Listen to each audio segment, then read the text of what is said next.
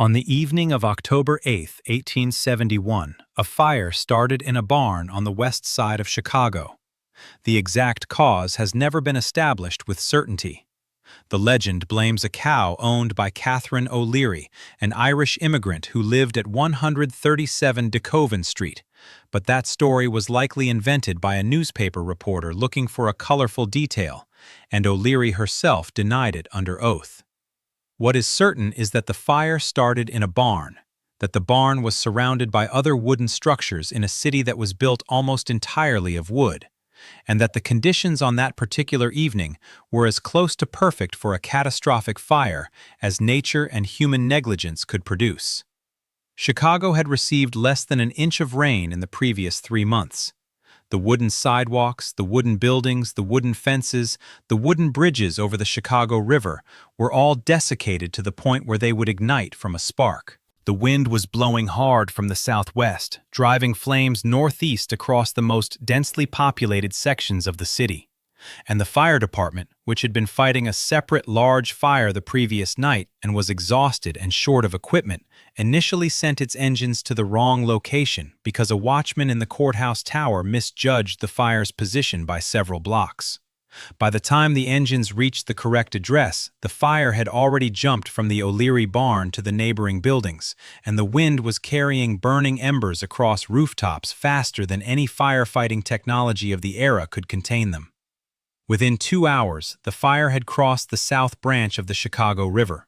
Within 6 hours, it had reached the city center. Within 12 hours, it had crossed the main branch of the river, a barrier that was supposed to be impassable, and was consuming the north side with an intensity that witnesses compared to a blast furnace. The fire burned for approximately 30 hours before rain and the exhaustion of combustible material finally brought it under control on the evening of October 10th. The statistics of the Great Chicago Fire are almost impossible to comprehend in human terms.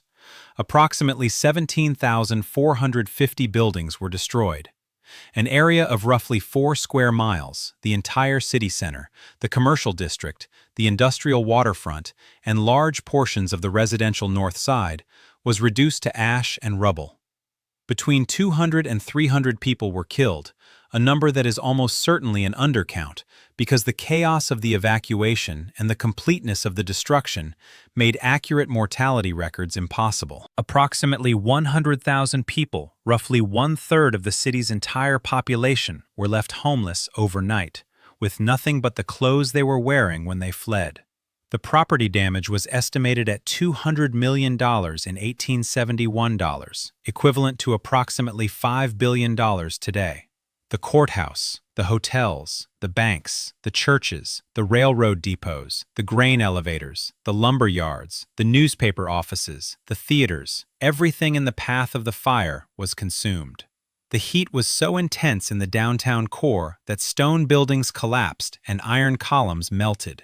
The limestone facades of the most expensive commercial structures on Lake Street and State Street crumbled into powder when the moisture inside the stone flashed to steam. And here is the part of the story that should be impossible. Within 2 years, most of the burned district had been rebuilt. Within 10 years, Chicago was larger, wealthier, and more architecturally ambitious than it had been before the fire. Within 20 years, it was hosting the largest international exposition in human history. Within 30 years, it had invented the skyscraper, rebuilt its entire sewer and drainage system, reversed the flow of a river, and established itself as the undisputed commercial capital of the American interior. The fire did not destroy Chicago. The fire created the conditions for Chicago to become something that the pre-fire city could never have been. This is the story of how a wooden city burned to the ground and rebuilt itself into steel and stone in less time than it takes to raise a child. Chicago was not supposed to exist.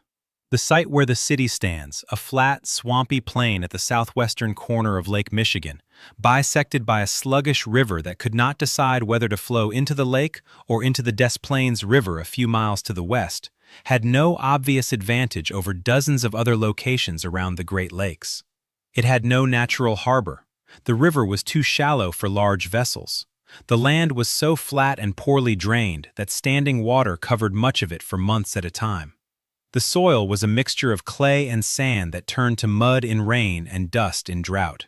When Jean-Baptiste Point du Sable, a fur trader of Haitian descent who is recognized as Chicago's first non-indigenous settler, established a trading post at the mouth of the Chicago River in the 1780s, there was nothing about the location that would have suggested it would become one of the great cities of the world.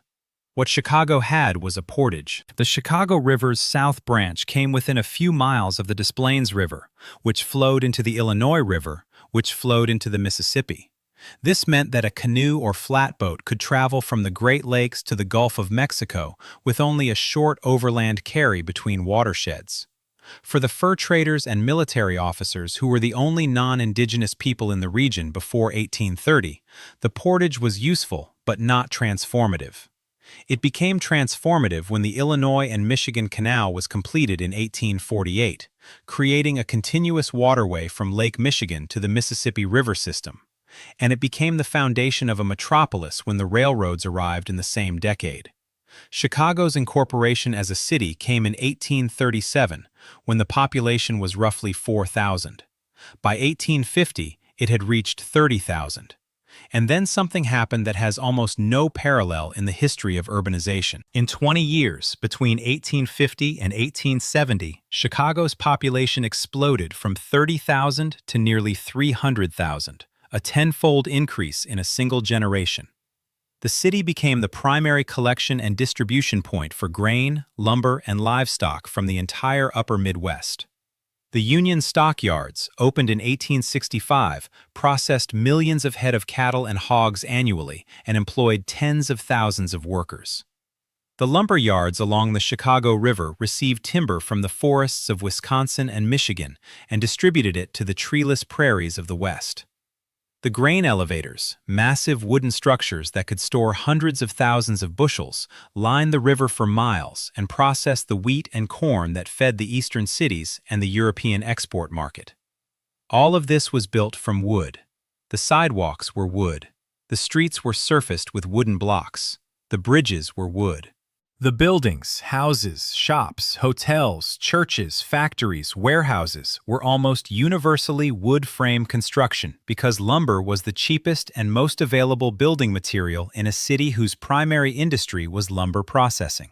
The fire department had warned the city council repeatedly about the danger. Newspaper editorials had predicted a catastrophic fire. The city had even passed building codes requiring fireproof construction in the downtown core. But the codes were widely ignored because compliance was expensive and enforcement was lax. When the fire came, it consumed a city that had been designed, with inadvertent precision, to burn. The wooden streets channeled the flames. The wooden sidewalks provided continuous fuel paths from block to block. The lumber yards and grain elevators along the river exploded into fireballs that sent burning debris hundreds of feet into the air. The coal and kerosene stored in every home and business added fuel to a conflagration that had already exceeded any capacity to fight it.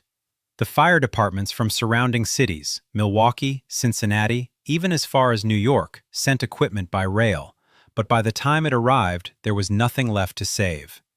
The rebuilding began before the embers had cooled. This is not a metaphor. Within days of the fire's containment, construction crews were clearing rubble from the burned district, and architects were drawing plans for replacement structures. Within weeks, temporary buildings, wooden shacks, and tents had sprung up across the burn zone to house the businesses that could not afford to wait for permanent construction. Within months, the first new brick and stone buildings were rising on the foundations of their predecessors. The speed of reconstruction was driven by three forces that converged with extraordinary efficiency. The first was insurance money. Chicago's commercial buildings had been heavily insured, and the insurance companies, many of which were based in Hartford, Connecticut, and had accumulated enormous reserves, paid out claims with remarkable speed, partly because they had no legal basis for delay, and partly because they understood that a rebuilt Chicago would generate decades of future premium revenue. Approximately $88 million of the $200 million in losses was covered by insurance, and much of that money flowed back into the city within the first year. The second force was railroad capital. The railroads that terminated in Chicago, the Illinois Central, the Chicago and Northwestern, the Chicago, Burlington, and Quincy, and more than a dozen others, had invested billions of dollars in infrastructure that was worthless without a functioning city at the hub. Their tracks, their depots, their rolling stock, their freight contracts all depended on Chicago continuing to exist as a commercial center. The railroad companies invested directly in reconstruction, rebuilt their own facilities at accelerated timelines, and provided free or reduced-rate transportation for building materials flowing into the city. The third force, and perhaps the most important, was the determination of the people who lived there. Chicagoans did not treat the fire as a tragedy to be mourned. They treated it as an engineering problem to be solved, and they solved it with a ferocity that astonished observers from older, more established cities. Joseph Medill, the editor of the Chicago Tribune, whose own building had burned to the ground, published the first post-fire edition on October 11th, the day after the fire was extinguished, using borrowed presses. The headline read, "Cheer up." The editorial below it argued that the fire was not a catastrophe, but an opportunity to build a better city than the one that had burned. That attitude, aggressive, practical, contemptuous of sentimentality, defined Chicago's response to the disaster and, in many ways, defined the city's character permanently. The relief effort itself was unprecedented in American history. Donations of money, food, clothing, and building materials poured into Chicago from across the country and from overseas. The City of London sent a check. Queen Victoria sent a personal contribution. New York, Cincinnati, St. Louis, and dozens of other cities organized collection drives. The Chicago Relief and Aid Society, a private organization that the city government essentially delegated to manage the disaster response, distributed over $4.8 million in aid within the first year, a sum that, adjusted for inflation, would exceed $120 million today. The society provided temporary shelters, distributed food and clothing, made small loans to business owners, and built over 8,000 temporary houses for displaced families. The temporary houses were themselves a remarkable logistical achievement. Standardized 1- and 2-room wooden structures, manufactured from kit plans that could be erected in a single day. Not everyone benefited equally from the relief effort, and the rebuilding that followed was anything but democratic. The wealthy rebuilt first and best. The commercial district was the priority because the city's economic survival depended on restoring the businesses that generated the tax revenue, the employment, and the commercial activity that made Chicago function. The working-class neighborhoods on the north and west sides were rebuilt later, more slowly, and to lower standards. The immigrant communities, Irish, German, Scandinavian, Bohemian, that had lived in the densest and poorest sections of the burned district were often displaced permanently, pushed farther from the city center by rising land values and building codes that made cheap wooden construction illegal. The fire was a universal disaster, but the recovery was selective. The rebuilt Chicago was fundamentally different from the city that had burned. The first and most obvious difference was materials. The new building codes, passed in the aftermath of the fire, and this time enforced with genuine rigor, prohibited wood frame construction in the central business district. The new buildings were brick, stone, iron, and eventually steel. They were designed by architects who had been given an opportunity that almost never occurs in the history of cities. A blank canvas in the center of a major metropolis, with unlimited demand for new construction and clients who had insurance money to spend. The architects who came to Chicago in the 1870s and 1880s, William LeBaron Jenney, Daniel Burnham, John Wellborn Root, Louis Sullivan, Dankmar Adler, were not rebuilding a city, they were inventing one. And what they invented would change architecture worldwide. The most consequential invention was the skyscraper. In 1885, William LeBaron Jenney completed the home insurance building at the corner of LaSalle and Adams Streets. It was 10 stories tall, which was not unprecedented. What was unprecedented was its structural system. Instead of relying on thick, load-bearing masonry walls to support the building's weight, the traditional method, which became impractical above 6 or 7 stories because the walls at the base had to be impossibly thick, Jenney used a skeleton of iron and steel columns and beams to carry the entire structural load. The exterior walls were merely a skin, a curtain of masonry hung on the metal frame. This single innovation made it possible to build structures of virtually unlimited height, because the skeleton could be extended upward without the exponential increase in wall thickness that limited masonry construction. The home insurance building is generally recognized as the world's first true skyscraper, and it was built in Chicago because Chicago needed to rebuild its entire commercial district in a hurry and could not afford to waste land on low-rise construction when land values in the Loop were climbing by the month. The skyscraper was not just an architectural innovation, it was an economic engine. A 10-story building on a single lot generated 10 times the rental income of a one-story building on the same lot, for a construction cost that was perhaps 3 or 4 times as great. The mathematics of the skyscraper made every lot in downtown Chicago exponentially more valuable, which attracted more investment, which funded more construction, which raised land values further. The feedback loop produced what architecture historians call the first Chicago School, a generation of commercial buildings that combined structural steel frames, large glass windows, restrained ornamental programs, and a pragmatic approach to design that prioritized function, efficiency, and profitability. Sullivan's Auditorium Building, Burnham and Root's Monadnock Building, Holabird and Roche's Marquette Building.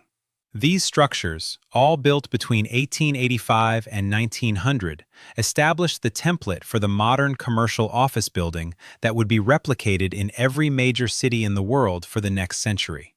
The fire also gave Chicago the opportunity to solve a problem that had plagued it since its founding: drainage. The city sat on land so flat that water had nowhere to go. Before the fire, the streets were at essentially the same grade as the surrounding prairie, and the primitive sewer system discharged directly into the Chicago River, which flowed into Lake Michigan, which was also the city's drinking water supply. The result was predictable. Cholera, typhoid, and dysentery killed thousands of Chicagoans in recurring epidemics. In the 1850s and 1860s, the city had attempted a partial solution by literally raising the grade of the downtown streets, jacking entire buildings up on screws and filling in beneath them to create a new, higher street level.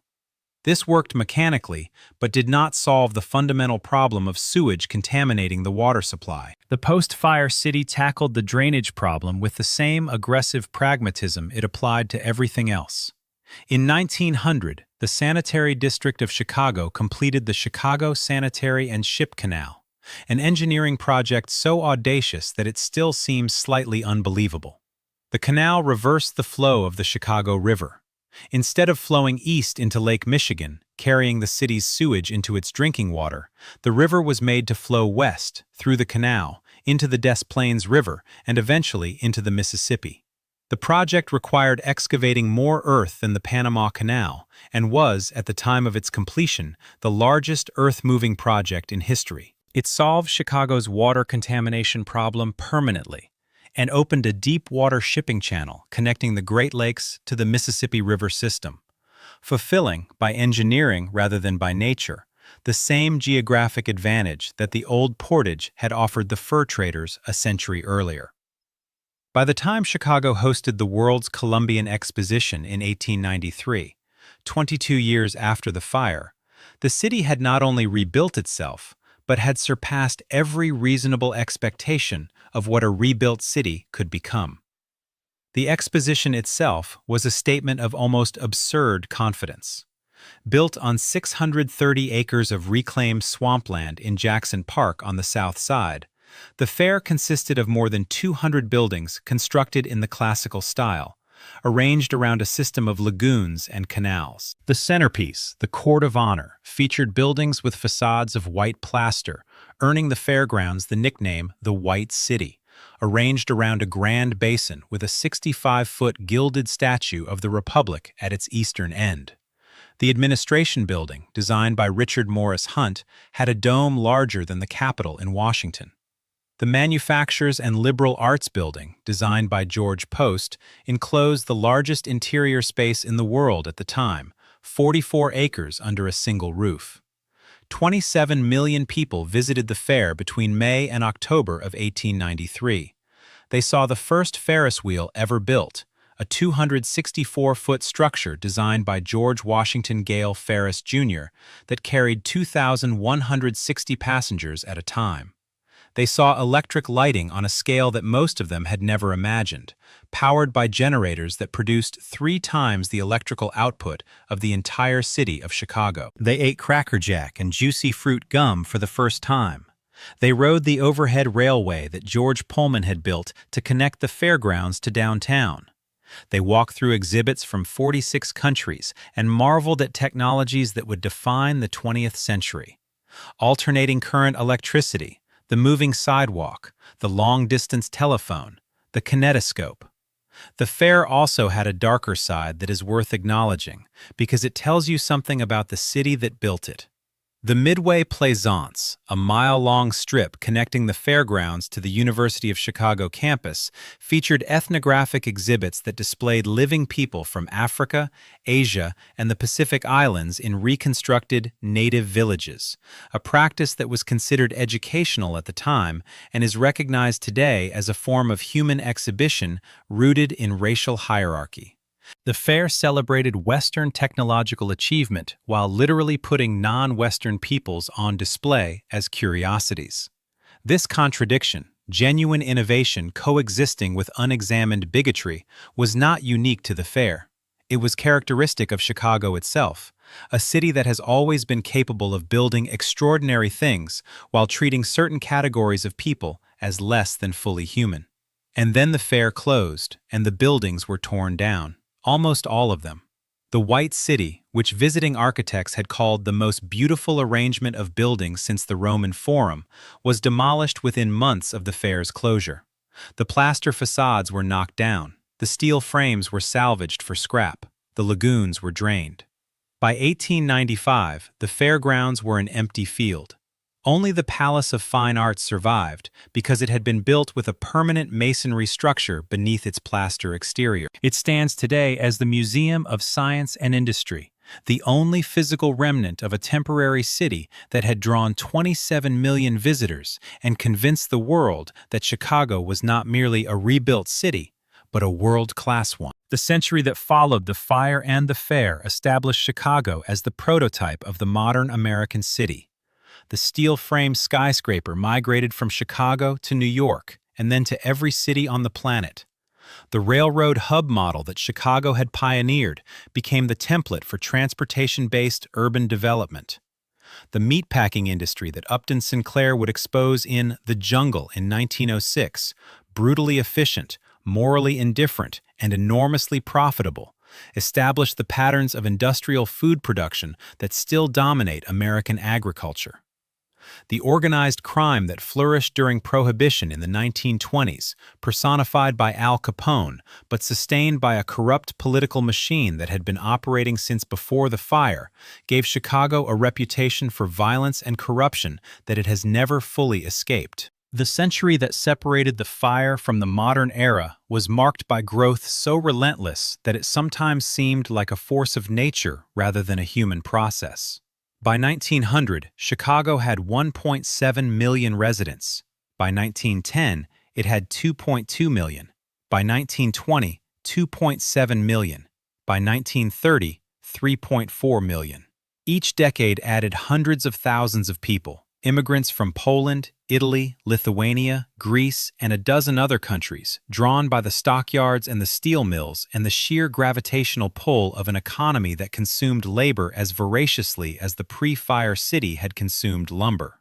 The neighborhoods that these immigrants built, Pilsen, Bridgeport, Back of the Yards, Greektown, Little Italy, gave Chicago a mosaic character that distinguished it from the more homogeneous cities of the East Coast.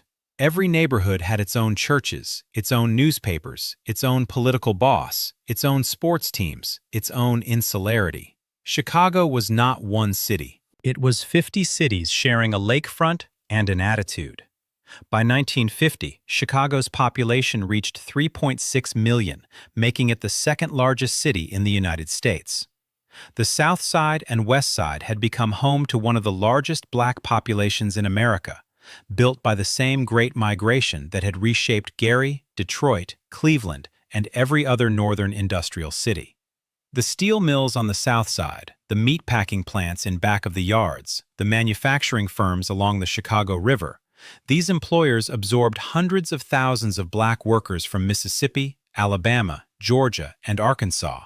And those workers built communities, churches, musical traditions, and a cultural infrastructure that produced Muddy Waters, Howlin' Wolf, Sam Cooke, and the Chicago blues tradition that would influence every form of popular music for the rest of the century. The south side of Chicago during the mid-20th century was, by some measures, the largest concentration of black urban life in the Western Hemisphere. Bronzeville, the neighborhood roughly bounded by 26th Street to the north and 51st Street to the south, between the Dan Ryan Expressway and Cottage Grove Avenue, was home to over 300,000 people by 1950, packed into a narrow strip of the city by the invisible walls of housing discrimination. Within that compressed geography, Black Chicago built institutions of astonishing scope. The Chicago Defender, one of the most influential black newspapers in America. The Regal Theater, the Midwest's answer to the Apollo. Dozens of jazz and blues clubs on 47th Street and State Street that drew performers from across the country. Insurance companies, banks, hospitals, and a commercial infrastructure that operated independently of the white economy because it had no other choice. The density was a product of racism, restrictive covenants, and violent enforcement kept black families out of white neighborhoods. But the culture that density produced was genuinely extraordinary. Then came the deindustrialization that would hollow out every Midwestern city between 1960 and 2000.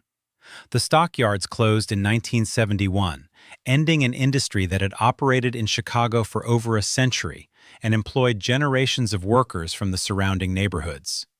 The steel mills on the south side, the Wisconsin Steel Works, the Republic Steel Plant, the U.S. Steel South Works, contracted one by one and eventually shut down. The manufacturing jobs that had sustained the working class for 3 generations migrated to the Sun Belt, to Mexico, to China.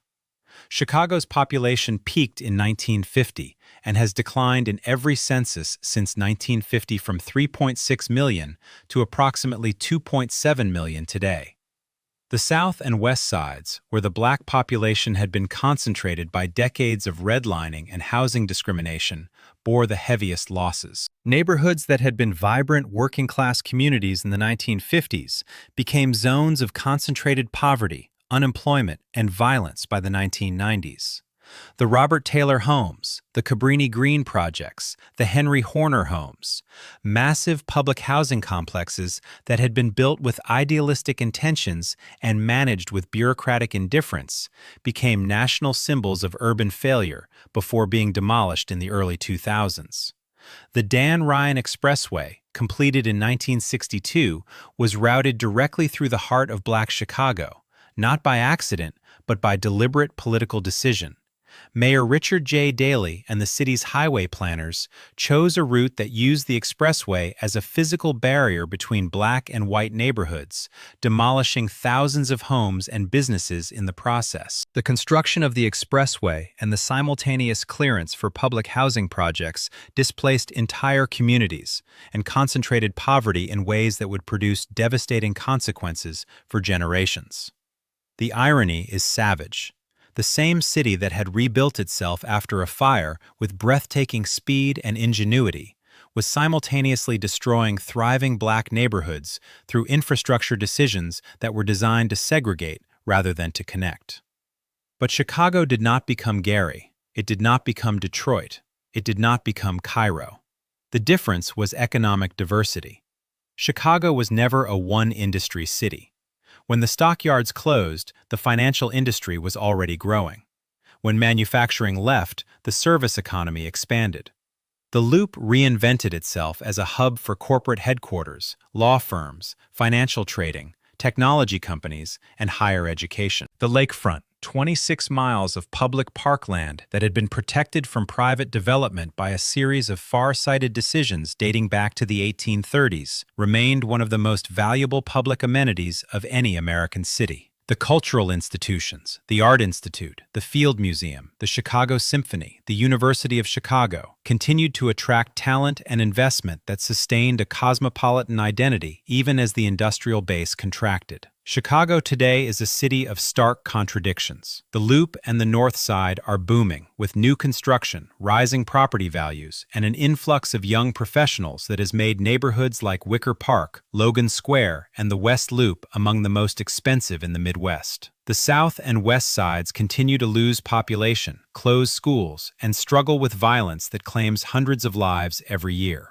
The city is simultaneously one of the most exciting and one of the most dangerous places in America, a place where the architecture of ambition and the architecture of abandonment exist within a few miles of each other. The gap between Chicago's two realities is not a recent development. It is as old as the city itself. The fire of 1871 destroyed a city that was already divided between the wealthy lakefront neighborhoods and the overcrowded immigrant slums. The rebuilt city reproduced those divisions in more durable materials. The 20th century hardened them further with expressways, housing policies, and school boundaries that kept money and opportunity on one side and poverty and violence on the other. Chicago has always been two cities, one that is always building, always rising, always proclaiming its own greatness, and another that is always being built over, always being displaced, always being told that progress requires its sacrifice. The fire of 1871 did not create these contradictions, but it did establish the pattern that has defined Chicago ever since. The willingness to build at enormous scale, with enormous speed, without much concern for who benefits and who does not. The men who rebuilt Chicago after the fire were not egalitarians. They were capitalists, speculators, and industrialists who saw an opportunity and seized it with both hands. The city they built was magnificent, innovative, and profoundly unequal. It still is. There is a photograph from October 1871, taken from the water tower on the North Side, one of the only structures in the burned district that survived, that shows the devastation in a way that numbers cannot. The photograph looks south and east across miles of rubble. No buildings stand. The chimneys, stripped of their surrounding walls, rise from the debris like gravestones. The streets are visible only as cleared paths between mounds of brick and ash. The lake is visible in the background, flat and indifferent. The photograph looks like it could have been taken in a war zone, in a bombed city in Europe or Japan, except that no bombs fell on Chicago. The city destroyed itself, through its own materials and its own negligence and its own weather, and the photograph captures the moment between destruction and reconstruction, the brief pause when Chicago was nothing before it became everything. There is another photograph taken from roughly the same vantage point 5 years later in 1876. The rubble is gone, the streets are paved, new buildings, brick, stone, 4 and 5 stories tall, fill the frame from foreground to horizon. Streetcars run on tracks down the center of State Street. Pedestrians crowd the sidewalks. Signs advertise dry goods, insurance, real estate, banking. The city is not merely rebuilt, it is larger, denser, and more prosperous than the city in the pre-fire photographs. 5 years. From ash to this. No city in history has done it faster, and the fact that Chicago did it at all is the strongest possible argument for the proposition that destruction, under the right conditions, can be a form of creation. The O'Leary barn at 137 DeKoven Street is gone. The site is now occupied by the Chicago Fire Department Training Academy, a choice that is either deeply ironic or deeply appropriate, depending on your disposition. A bronze sculpture of stylized flames marks the spot where the fire is believed to have started. The plaque does not blame the cow. It does not blame Catherine O'Leary. It simply notes that a fire began here on the evening of October 8, 1871, and that it destroyed a city. It does not mention that the city that rose from the ashes was greater than the one that burned, because that fact is visible from any window in the building. The skyline of Chicago, the Willis Tower, the John Hancock Center, the Aqua Tower, the Tribune Tower is the plaque's real text. Every steel beam in every building in that skyline is a sentence in a story that began with a barn fire in a city made of wood. If you have walked the streets of the Loop and looked up at the buildings and wondered how a city this large, this confident, this permanently under construction could have been nothing but ash and rubble within living memory of its oldest structures, this is the answer. They built it once from wood and it burned. They built it again from stone and steel and it stood. The question is not why Chicago burned. Wooden cities burn.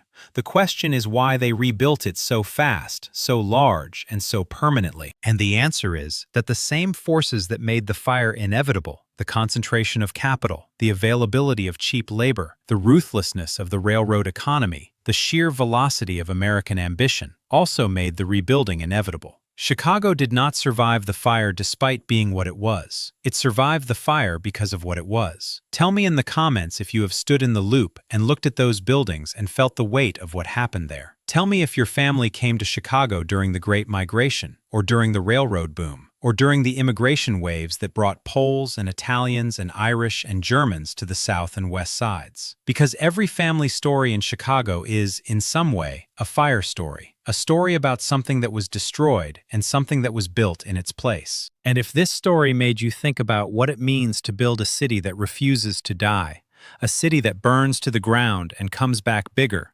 subscribe to The Buried Record, because the ashes are part of the story, and we are the ones who remember what was underneath.